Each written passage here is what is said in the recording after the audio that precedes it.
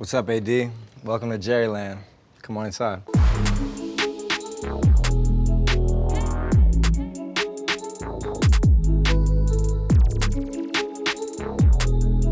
So what drew me to this house initially was its warmth and its homey kind of vibe, kind of Spanish Moroccan style, a whole lot of wood, and in particular these beams up here. This was the first thing that completely sold me on this house. We pretty much completely redid most of it, added in these bookshelves. Books are huge to me. They just make a home feel like a home, and I actually do read a lot. This is the living room. I'm really big on rugs. As the dude in The Big Lebowski would say, it really ties the room together. You know, old traditional rugs, especially if they're actually like lived in and walked on and used, just really adds like a warmth to a home. I want a home to feel like a home, not just a house or not just, you know, a hotel. In music, you travel so much, you know, you're rarely ever actually home. But this year, especially quarantine, I really got to live here, honestly. But when I'd be on the road, you know, I'd look forward to getting to come home, and I need this to feel like it's home. So this guitar, this was actually a gift from somebody very special to me. I got that for Christmas. I'm learning to play, I'm not very good yet. I've been in love with music since I was old enough to understand it. My aunt and uncle were in a rock band. I would watch them rehearse and I idolized them. My uncle played guitar and he was just nasty at it. That drew me to music at a very early age. I took some piano lessons when I was a kid, but over quarantine, I really started actually taking it serious again and spending time on the piano every day. Having instruments in a home, you know, is so essential to me, you know, as somebody who, you know, has lived a life in music. This is a piece by an artist by the name of Fucci, who I'd been following for years on Instagram and admiring his work. And I kind of like the juxtaposition and clash it even creates. You know, you have everything else that's so traditional and old feeling and warm, and then you have this clash of color and this bright pop art. Over here is a good friend of mine, Kai. I've known him for years and years and years, and he did this specifically for me. He did a spin-off of a classic piece, Nighthawks. His interpretation of it was adding me where James Dean goes. This couch is the most comfortable couch in all the universe of couches. Spent a lot of time right there. Over here, this is, I guess, my dining room. For me, it's essential to just have this flow and walkway through from the living room to the entryway, to this dining room, to the kitchen. Over here, there's another piece by Kai. This is his like traditional character he does. This piece is actually my mom. She's a photographer, photo printmaker. I love having pieces of, you know, my family in my home. It just makes me feel closer to them. Obviously, music is big. I think when you put a record on, it's like, it's different than just, you know, connecting to Bluetooth and, you know, putting on a Pandora or Spotify station or something. I don't have like that crazy of a collection, but I got some stuff. Everything from Mac Dre to Radiohead, to Sex Pistols, to Lionel Richie, to Nina Simone. A book collection and a record collection really just speaks to your identity. Speaking of, my favorite author is Charles Bukowski. I just love his boldness and his brashness, essentially his you-ness. Here we have the kitchen. So my favorite color is dark green. I think dark green, especially next to gold, is really beautiful. I'm not much of a cook myself, but I do make a hell of a top ramen. You know, I put all the seasonings in there from the cayenne pepper to the Tonys, but that's about all I cook. But I am big on coffee. Every single morning I make my coffee, and it's kind of like my meditative routine. It's very essential to start my day. I can't talk to anybody before I've had at least 2 cups of coffee. Whenever I have friends over, it's like we all gravitate immediately to the kitchen. This marble counter right here, you know, becomes the kick-it spot. This is where drinks get made. This is where conversation gets had. This is where music gets listened to and played. This is where the vibe always starts. When I was looking for a house down here in LA, I wanted some kind of a view and I wanted some kind of pool.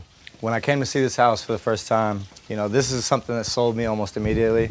The pool, it's really more or less a massive hot tub. I probably pay way too much in energy costs, but I keep it almost 100 degrees pretty much all the time. It makes for fun nights for me. I like to make my coffee.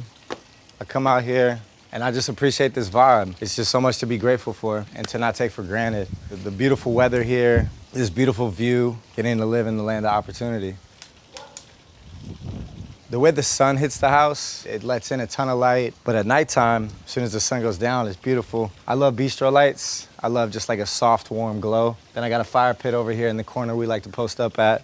It's a chill smoking spot. There's a lot of nights where cats end up flipping off of this rail and into the hot tub and going for night swims. Anything goes at Jerryland.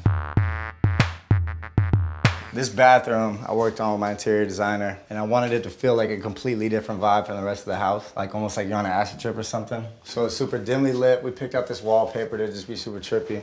And then there's a piece in here by a good friend of mine, an artist by the name of Nate Turbo. It says, "Give me all the partying." Yeah, this bathroom's just a vibe.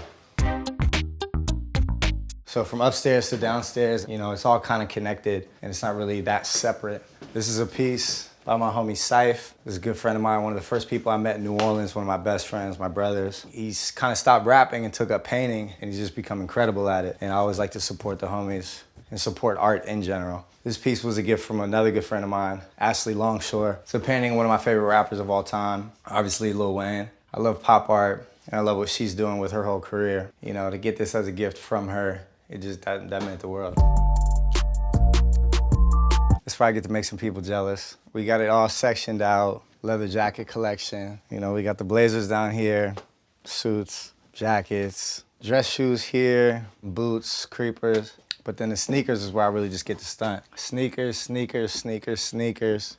The Air Mags, Back to the Future. If I could pick out one thing in this entire closet, it's my favorite piece. It's either there's a certain Saint Laurent jacket that I've worn for so many years that it's become like a second layer of my skin. Either that or these right here. This is my holy grail in terms of sneakers. It's the Nike Sb Pigeons. Crazy controversy over when these were released. The irony is I'm actually totally afraid of pigeons. I have a weird phobia of birds, but for some reason this shoe, I just felt like it's the most beautifully designed, and then all the lore behind it and how rare it is. That's a pair that makes people upset. From the Bay Area, so when it comes to hats, you'll usually always see me in an A's hat or a Giants hat. So the conversation of LA and the Bay is a tough one. You know, there's always kind of been like a rivalry, and being from the Bay, you know, I miss it. I miss my friends and family back home. I miss the energy back home, but it is a slower pace. LA is the land of opportunity. You know, things move so fast down here. So in the music business, it's almost like you kind of have to be here, but in a perfect world, man, I moved back home before too long. When I redid the house, it kind of started with the idea of this room. This was originally a bedroom that we knocked down a wall, connected to my bedroom. It's crazy to think that I turned a whole bedroom in my house into a closet and it's still overflowing. Like, I almost need a whole nother bedroom just for shoes or something like that. Or I just need to stop buying stuff. I like keeping things like, you know, the dark gray, like cold feel of like the sheets. This is like my reading station. I love this chair. Hermes blanket for the cold nights. Right here next to my baby. I love you, Kate. You're so beautiful. We added these in. Before this, it was literally just wide open and it was so bright. You know, sometimes I'm a nocturnal animal. Sometimes I'm up all night in the studio working and I sleep all day. And that's just how it goes. So the blackout curtains are hella essential. Sleep is essential. You gotta get that to stay healthy. This might be the most genius idea I've ever had. Love it or hate it, but keeping a fridge in my bedroom full of waters is the most essential. Wake up in the middle of the night, parched, just come right here, just get you a water. I love this piece.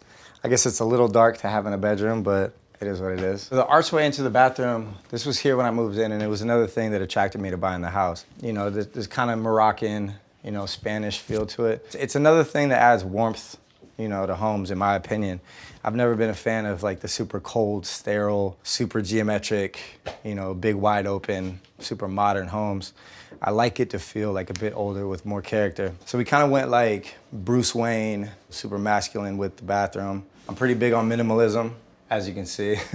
Yeah, big walk-in shower, wonderful steam room with the eucalyptus. I love steam rooms. So that was one of the things I knew I wanted to do with the house, is turn this shower into a steam room. It's a vibe. You gotta sweat out everything. Sweat out the night before, if you will, you know? I kind of have this open door policy, you know, for friends and family. When anybody needs anywhere to stay, you know that you always have a home here at the land. So having this guest room is essential. It's actually one of my favorite rooms in the house. When I'm here alone, sometimes I'll crash in this room, sometimes I'll sleep on my couch, sometimes I'll sleep in the downstairs guest room. That's kind of like me being a big kid, you know, in my home and having it all to myself and being able to do what I want. This is another piece my mom did. That's my little brother. When he was, I believe, 2 years old, he actually drowned. And I swam down and swam him out of the pool when I was like 5. Essentially, helped save him. So this piece means a lot to me. I love my brother. He's my favorite person on the planet. So I love having this piece here. This is a photo one of my best friends, Grady Brandon, took, and it was the first time I'd sold out the Fox Theater in Oakland. It's one of the most legendary venues back home. It's just a moment that's frozen in time that, it means the world to me.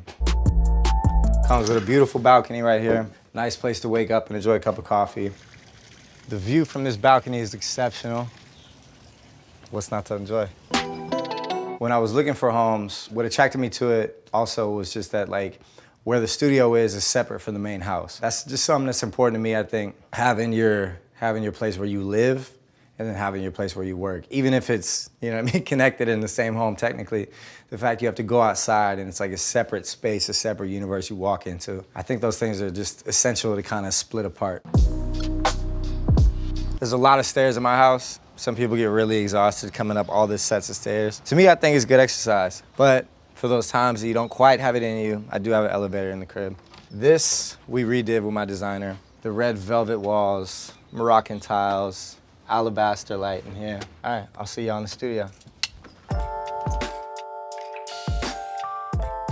So on the upstairs level, this is kind of like the lounge, kick it spot for the homies. I love neon. I've always loved neon. My dad's an artist as well, and he did a lot of art using neon. So I think I was always just kind of attracted to it. It feels good to just walk past these. They're reminders of, who you are and your accomplishments and all that. It's also a reminder of gratitude. But this right here is my most prized possession in the whole entire home. Kobe Bryant was my hero. I have a tattoo for Kobe right here. And this was a birthday present a couple of years ago before he passed. I had met him after a game, and the first thing he says to me, he says, "Yo, young Elvis." And he told me to chase the Beatles and to never give up and to just want to always be great and to always, remember that Mamba mentality. And it was crazy, the motivation that somebody could give me, in just a brief exchange like that. But this gift meant the world to me because it was forever and it was tangible. It says, "To G-Eazy, do the phenomenal." Signed, Kobe. Imagine walking past that every day you go into the studio. How could you not want to be great? As we enter down these stairs, you transport into a different universe. And this is where the magic gets made, man. Again, I'm really big on rugs, especially in studios. I love to work on a song and then sit down and lay down on the rug and listen to the song and hear how it sounds from the floor. I might be weird like that, but that's my vibe. I did most of the Beautiful and Damned in this room. I did the majority of my new album, These Things Happen Too, down here as well. It was tough because quarantine, at first, nobody was seeing anybody, so it was just me down here. But then my engineer and producer, he moved to Zimbabwe. So most all the quarantine, it was just me down here. I had to reteach myself how to engineer again. I had to reteach myself how to produce most of my music again. So it's literally just me down here in this room, sitting at that keyboard, making the music from scratch.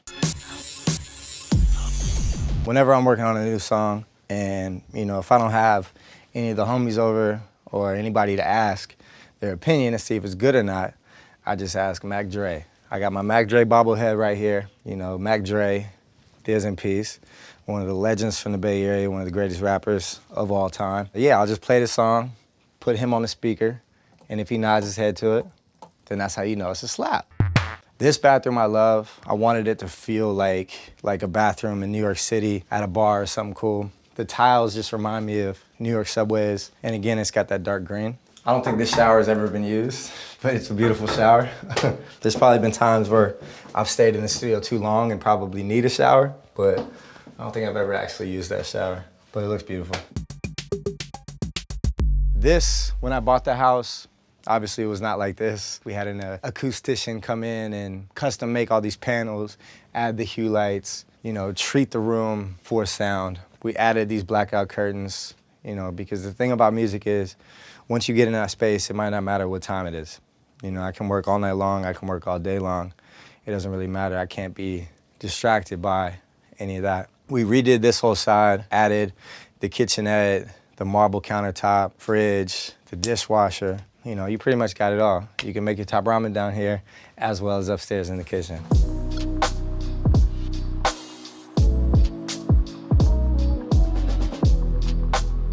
And there you pretty much have it. That's a tour of Jerryland. From the studio where I become G-Eazy, to the home, Gerald's domain, where it's all wholesome. Thank you guys for stopping by. Thanks for checking out my home. Y'all take care.